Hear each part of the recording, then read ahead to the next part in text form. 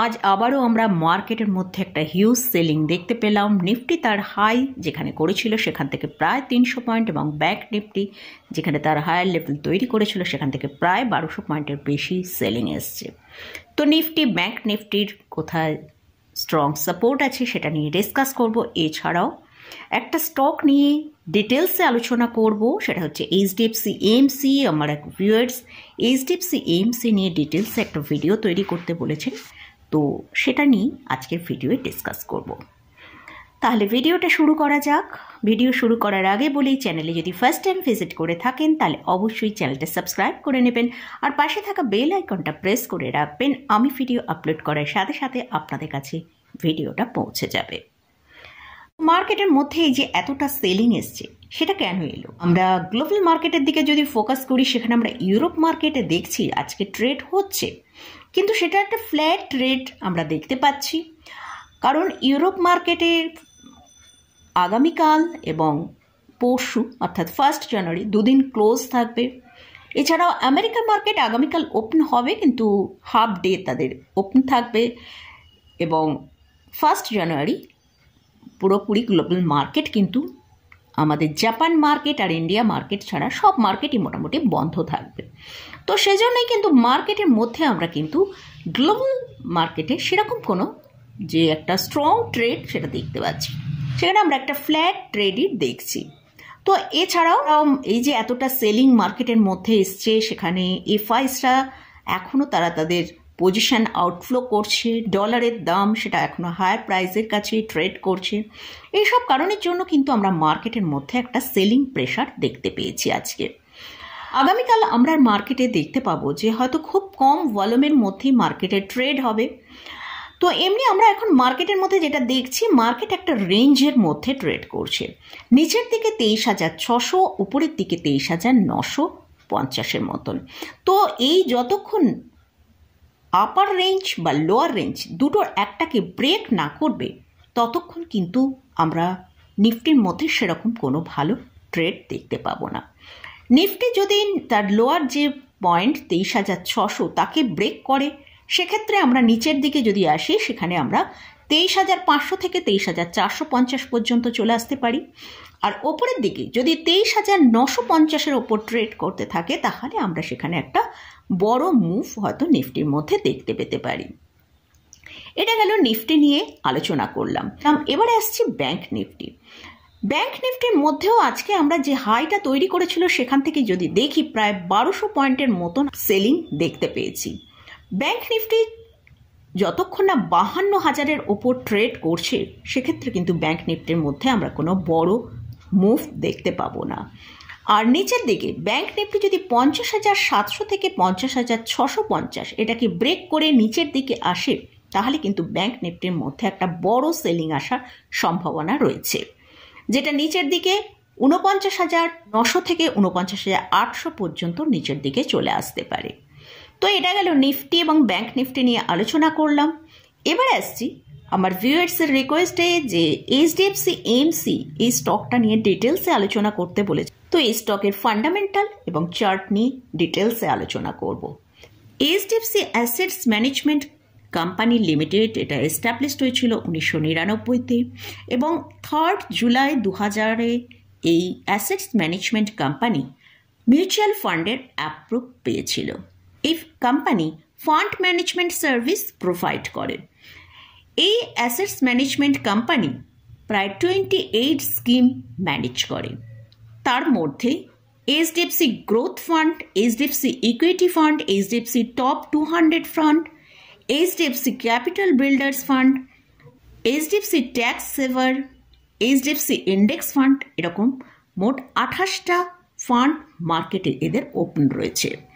এই company financial service ইন্ডাস্ট্রিতে belong করে। এই কোম্পানির হেডকোয়ার্টার হচ্ছে মুম্বাইতে। এটা একটা লার্জ ক্যাপ ক্যাটাগরি স্টক। এদের মার্কেট ক্যাপিটালাইজেশন হচ্ছে 91,270 করোড়। 52 উইক হাই এবং লো যদি দেখি সেটা হচ্ছে 52 উইক হাই 4,864 টাকা, 52 উইক লো হচ্ছে 3,169 টাকা।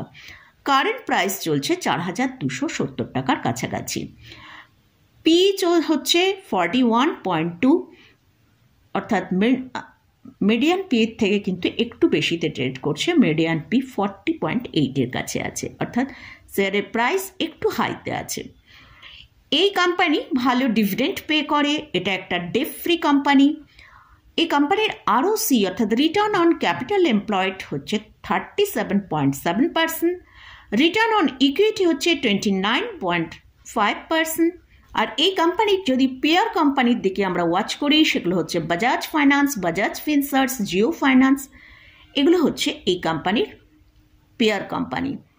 এই কোম্পানির কোয়ার্টারলি রেজাল্ট যদি আমরা ওয়াচ করি, সেখানে আমরা দেখতে পাচ্ছি ইয়ার অন ইয়ার এবং কোয়ার্টার অন কোয়ার্টার সেলসের মধ্যে কিন্তু খুব ভালো গ্রোথ আছে।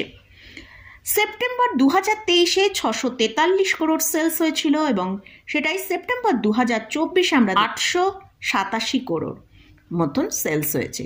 তাহলে আমরা কিন্তু দেখতে পাচ্ছি ইয়ার অন ইয়ার সেলসের মধ্যে খুব ভালো গ্রোথ আছে। এবার আমরা কোয়ার্টার অন কোয়ার্টার যদি দেখি, সেখানে আমরা ফার্স্ট কোয়ার্টার অর্থাৎ জুন 2024-এ দেখেছি 775 করোড় এবং সেকেন্ড কোয়ার্টার সেপ্টেম্বর 2024-এ 887 করোড়, সেখানেও কিন্তু আমরা ভালো গ্রোথ দেখতে পাচ্ছি। আর আমরা যদি নেট প্রফিটের দিকে ফোকাস করি, সেখানে আমরা সেপ্টেম্বর কোয়ার্টারটায় নেট প্রফিট কিন্তু ডাউন এসছে, তাই আমরা শেয়ার প্রাইসের মধ্যেও কিন্তু তার একটা এফেক্ট দেখতে পাচ্ছি। আমরা যদি এবার পিএল অ্যাকাউন্টের দিকে ফোকাস করি, সেখানে আমরা দেখছি 2021-এ সেলস হয়েছিল 2194 করোড়, সেখান থেকেই 2024-এ আমরা দেখছি 3159 করোড়, অর্থাৎ সেখানেও কিন্তু সেলসের মধ্যে ভালো গ্রোথ রয়েছে। নেট প্রফিট 2021-এ 1328 করোড় ছিল, 2024-এ সেটাই বেড়ে হয়েছে 1946 করোড়, তো সেখানেও কিন্তু গ্রোথ আমরা ওয়াচ করতে পারছি। এই কোম্পানির যদি ব্যালেন্স শিটের দিকে আমরা ফোকাস করি, সেখানে আমরা রিজার্ভ দেখছি প্রত্যেক বছরই কিন্তু রিজার্ভ ভালো বৃদ্ধি পাচ্ছে।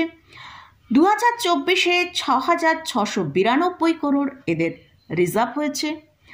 আর এই কোম্পানির বোরোয়িং নেই, সেটা আগেই বললাম যে এটা একটা ডেট ফ্রি কোম্পানি।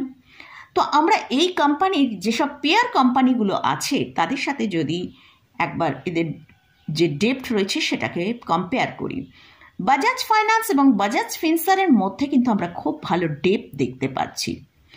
কিন্তু আমরা অনেকেই পছন্দ করি যে date free company. Bajaj finance এবং বাজাজ ফিনসার্ভস খুবই একটা গ্রোথ ওরিয়েন্টেড কোম্পানি এবং এরা দীর্ঘদিন ধরে এই বিজনেস করছে। তো এরা এদের এই যে ডেপ্টের সাথেই এদের বিজনেসকে কিন্তু খুব ভালো গ্রোথ করছে। তো আমরা অনেক সময় দেখি যেসব কোম্পানির ডেপ্ট বেশি থাকে, কোনো রকম একটা ফান্ডামেন্টাল প্রবলেম এলে সেখানে কিন্তু সেই কোম্পানি স্টকের প্রাইস কিন্তু অনেক তাড়াতাড়ি নিচে চলে আসে। তো আমরা সেক্ষেত্রে অনেকেই পছন্দ করি ডেট ফ্রি কোম্পানি। তো সেই রকম এই এইচডিএফসি এএমসি কিন্তু একদম ডেট ফ্রি কোম্পানি। এছাড়াও এই কোম্পানির ক্যাশ ফ্লো পজিটিভে ট্রেড করছে, 2024-এ সেটা 7 করোড়ের কাছে ট্রেড করছে। এই কোম্পানিতে প্রোমোটারের হোল্ডিং আছে 52.51%, এফআইসের হচ্ছে 21.55%, ডিআইসের হোল্ডিং আছে 16.92%, অর্থাৎ এফআইস এবং ডিআইস মিলিয়ে 38%-এর বেশি হোল্ডিং রয়েছে। আর এই কোম্পানিতে পাবলিকের হোল্ডিং আছে 9%-এরও বেশি। তো মোটামুটি আমরা কিন্তু কোম্পানির ওভারঅল যে ফান্ডামেন্টাল এবং ফাইন্যান্সিয়াল দেখলাম, খুবই গুড একটা কোম্পানি। আমরা যদি এবার কোম্পানির চার্টের দিকে ফোকাস করি, এই কোম্পানিটা মার্কেটে লঞ্চ হয়েছিল 2018-এ। তো এই কোম্পানি ম্যাক্সিমাম যে রিটার্নটা দিয়েছে সেটা হচ্ছে 143.35%, লাস্ট 5 ইয়ার্সে দিয়েছে 33.45% এবং লাস্ট 1 বছরে রিটার্ন দিয়েছে 32.17%। তো আমরা দেখতে পাচ্ছি যে এই কোম্পানির যে চার্টটা ম্যাক্সিমাম রিটার্ন এখনো পর্যন্ত 143% দিয়েছে। তো আগামী দিনে কিন্তু এই স্টকটা একটা লং টার্মে বড় রিটার্ন দেবার সম্ভাবনা আছে, কারণ এখনো পর্যন্ত সেভাবে যে অনেকটা রিটার্ন দিয়েছে তা নয়, টার্মে এই স্টকটা একটা ভালো রিটার্ন দেবার সম্ভাবনা আছে। আর এছাড়াও স্টকটা তার হায়ার প্রাইস থেকে প্রায় 10%-এর মতন ডিক্লাইনে ট্রেড করছে।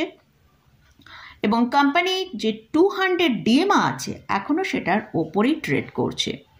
তো যখনই দেখবো আমরা এই স্টকের মধ্যে ভালো ডিক্লাইন এসছে, তো সেক্ষেত্রে আমরা কিন্তু পোর্টফোলিও অ্যাড করার জন্য এটা একটা কিন্তু খুব ভালো আমাদের কাছে অপরচুনিটি হতে পারে।